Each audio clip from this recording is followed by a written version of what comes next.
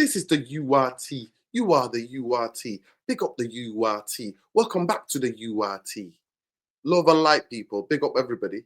Please smash a like, subscribe to the channel if you're not already subscribed. We're telling you we're shadow banned. We did a video about Ahmad yesterday and it's got 500 likes.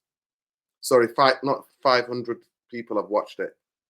It's ridiculous what's going on, but it's clearly that nobody's watching the videos. That's how much we're getting shadow banned.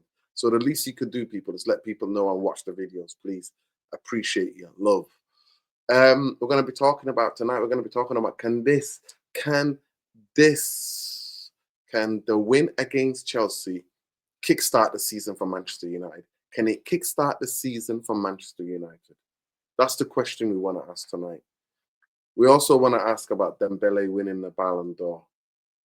A lot of people talking about Mo Salah and how consistent Mo Salah has been. I think Mo Salah does deserve to win Ballon d'Or because at times he's been incredible and unplayable. But yeah, we're going to get my 2 pence into that. We're also going to talk about what is happening in the January. Lots of stories about Manchester United signing players in January. I don't believe a word of it. But yeah, we're also going to go live tomorrow, so make sure you join us tomorrow. Hopefully with the panel, we're going to go live. We're going to be talking about the Paul Scholes. I want to get the panel's opinion about Paul Scholes, what Paul Scholes said about Rashford, the treatment of Garnacho. We're going to be looking at that, where the blame lies, on all the latest news and Manchester United news as well. So big up. But anyway, let's get the intro going. And we'll see you on the other side.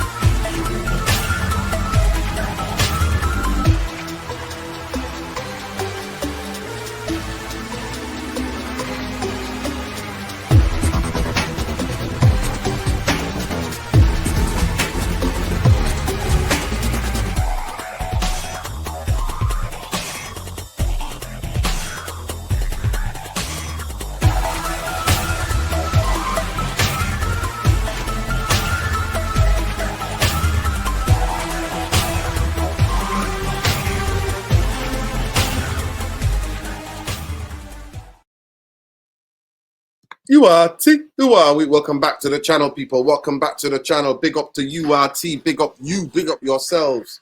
People with Shadowbound, man. So the least you can do, please comment, like the video, subscribe to the channel, share the video.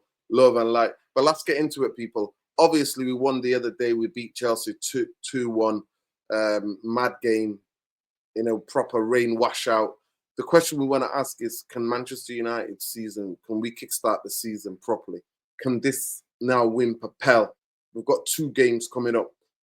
It's Brentford away and Sunderland at home, if I'm not mistaken. That's the 2 games that we have coming up for Manchester United. So can Manchester United take advantage? Can we get maximum 9 points in those games? Can Manchester United do that? That's the question we're asking ourselves. Can Manchester United do that in their next 2 fixtures? Can we take advantage? Can we take advantage? Yes, we're home to Sunderland on the 4th of October. And then this Saturday coming up on 27th September, 12:30, we are playing Brentford away. That's what we're doing. Brentford is it's a difficult place to go. But a lot of people are asking themselves these kind of questions. Did the team play with a bit more intensity? Did we have a good start to the game? Yes. Was there a bit more aggression? Yes, I did see that. You know me, I'm always subjective and fair. But when he went to 10 against 10, did we do the shadow pressing? Did we sit back? Did we just concede possession? And is that dangerous thing to do? By the way, not only the exceptional teams would play 70 minutes or 80 minutes or 90 minutes, you would say, play really good game. So no teams, every team has its flaws.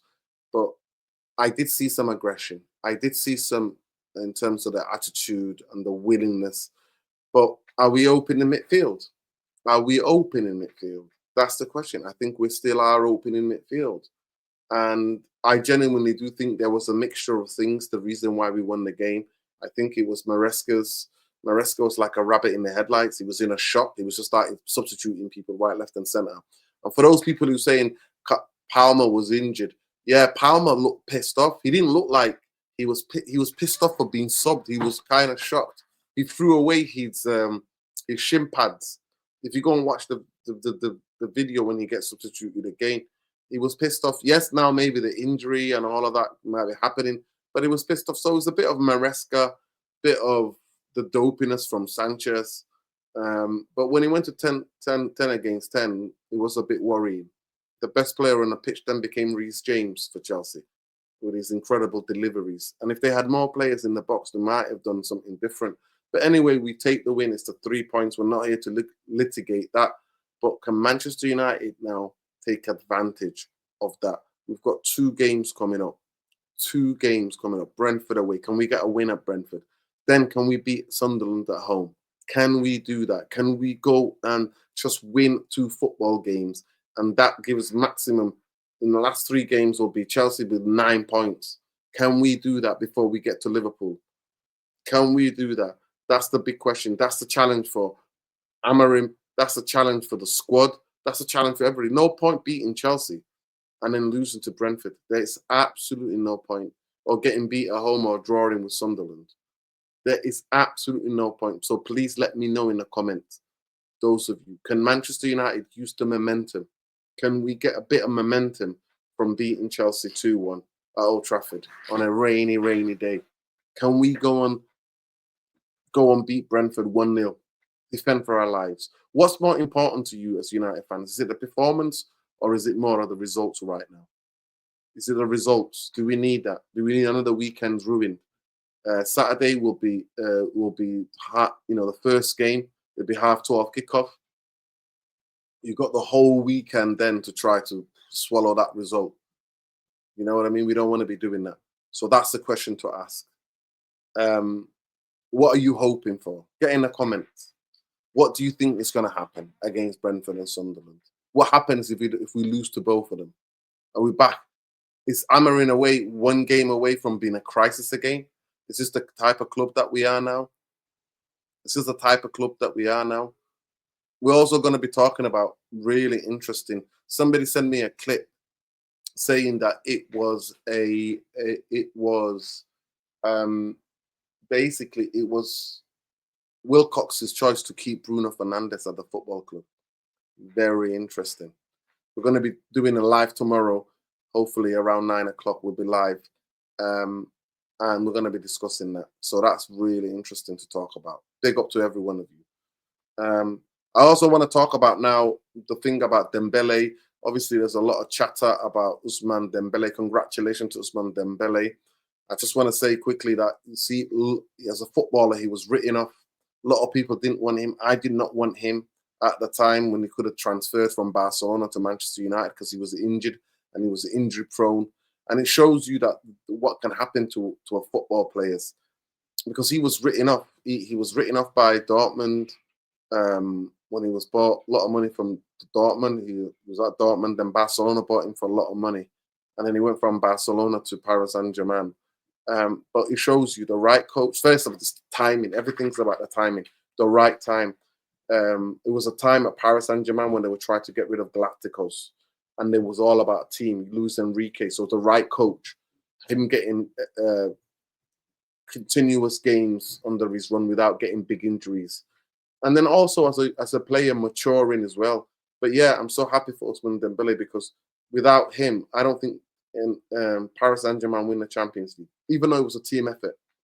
But the fact that it was a team focus, and then you look at Campos, director of football over there, he even talked about Donnarumma. He said the days where people were getting paid big money and prima donnas, it's no longer Paris Saint-Germain. It's not that football club anymore. Paris Saint-Germain is a different type of club now, because they've made loads of mistakes, but they were still winning their league every season and competing in the Champions League, to be fair.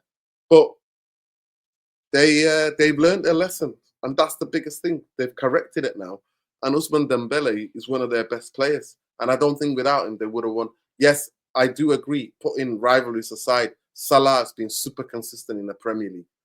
Salah has been super consistent in the Premier League. I also think Lamine Yamal can win another. He can win. He's got so many years ahead of him. I know he's out injured at the moment, but he's got so many chances to win a Ballon d'Or. He is some special player. I think also Dembele as well. Not Dembele. Mbappe may be a future Ballon d'Or winner. You can also say somebody like Haaland for what he's been doing. It could be a potential Ballon d'Or winner. So there's so many players to fight for these Ballon d'Ors. So yeah, but congratulations to Ousmane Dembele. I did think he was the right player to win the Ballon d'Or, because to me, Paris Saint-Germain do not win that Champions League without him.